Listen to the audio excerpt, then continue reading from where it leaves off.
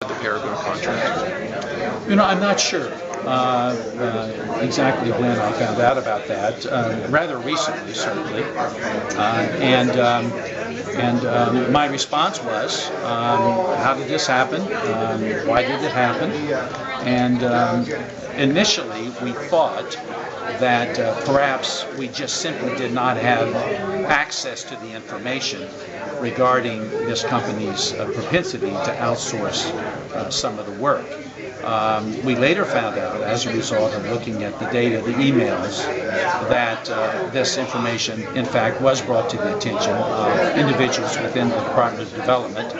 And it was at that point that I, in consultation with our director of the Department of Development, felt that this person had to go, that this was an oversight or an indication of lack of seriousness in carrying out what is, in fact, the requirements that we have in place to keep this from happening. And so it's unfortunate. I'm sorry it happened. It should not have happened, certainly. But we took action, I think, that has held those responsible for not being more careful in carrying out what is already a part of our requirements. And we've strengthened those with the executive order. But this should not have happened even prior to any executive order being signed. The reason I ask you that is because, as you mentioned, the emails we just found out about. Prior to that, we had known through Lisa Pat McDaniel in the department that the entire department had learned of this in late March. The executive order you just referenced was issued last week. There's a gap there between March and last week. That's why I asked when you found out about it and when you decided to take action. Yes, and and I'm not sure. I mean, a lot of information comes into me, and I'm not sure exactly when I found out about it. When I initially found out about it, though, it was I was told toward the end of the contract period,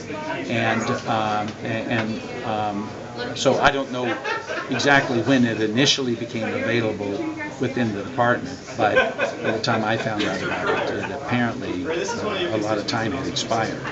Is that the sort of issue you would expect to be informed of right away?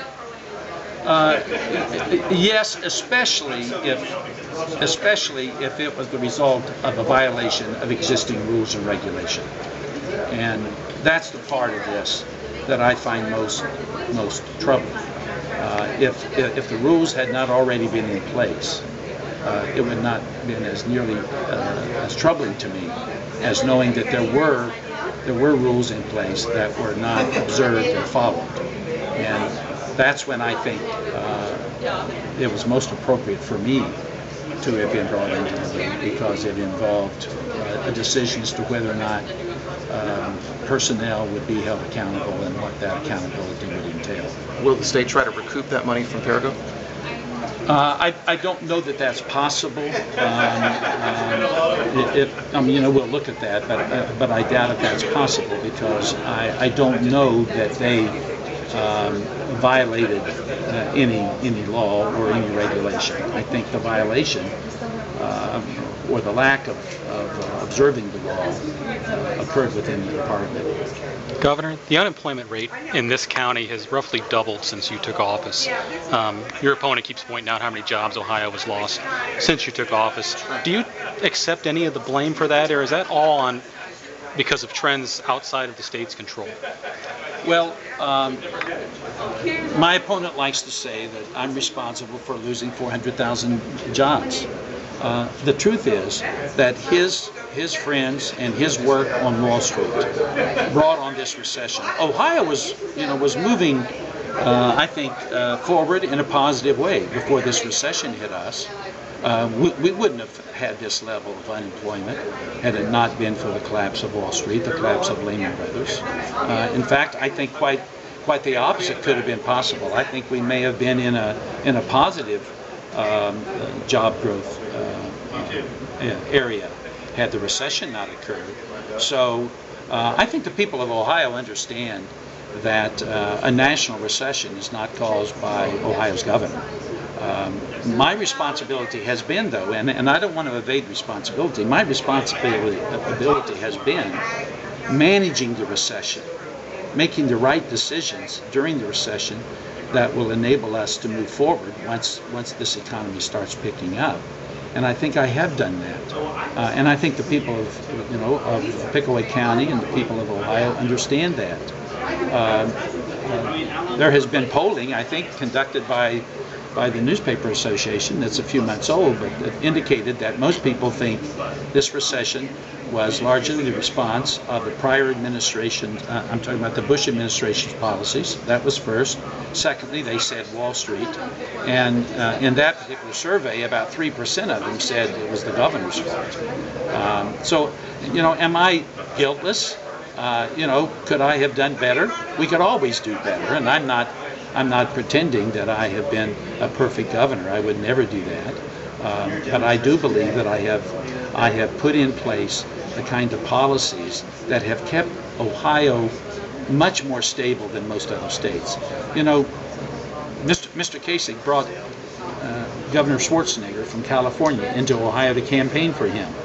Ohio's in much better shape than California, and we've been much more responsible in the way we've handled this recession than has California. I mean, they've got a $26 or $28 billion deficit. He brought Mitch Daniels into Ohio to campaign for him, the governor of Indiana. I think if you compare the differences in population, you will find that Indiana has probably lost more jobs per capita than Ohio has lost over the last 3 years. My opponent talks about the benefits of being from Nevada or Florida. Nevada has the highest unemployment in America. They've got a Republican governor. Is he accusing that Republican governor of being responsible for that?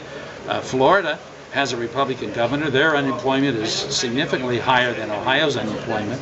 So Mr. Kasich is being very selective in blaming me as governor for the job loss in Ohio, while he touts his friendship and his admiration for Republican governors from states that have even higher unemployment. Apparently, governors don't count in those states, and it's only in Ohio that the governor is responsible for a national recession. Governor, just very quickly, you've been talking jobs, obviously, for months now. When you found out about the Paragon, would it be safe to say that you were angry at somebody? Of course it would be fair to say, because it would be accurate to say.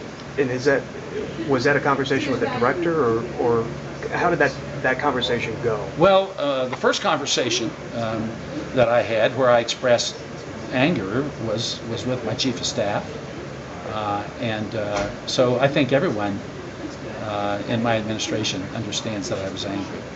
Was there sort of disbelief that they would be outsourcing jobs when you had been personally emphasizing jobs for Ohio now for a very long time? Well, I think we ought to keep this in perspective, and it was a fairly small portion of the larger contract. And the fact is, the company that we contracted with did, I believe, mislead us. But when I found out that in spite of that, we had been given information that should have been a red flag and caused us to say, wait a minute, we've got to do something here, that was not done. That's the part that I find most troublesome. All right, thanks everybody.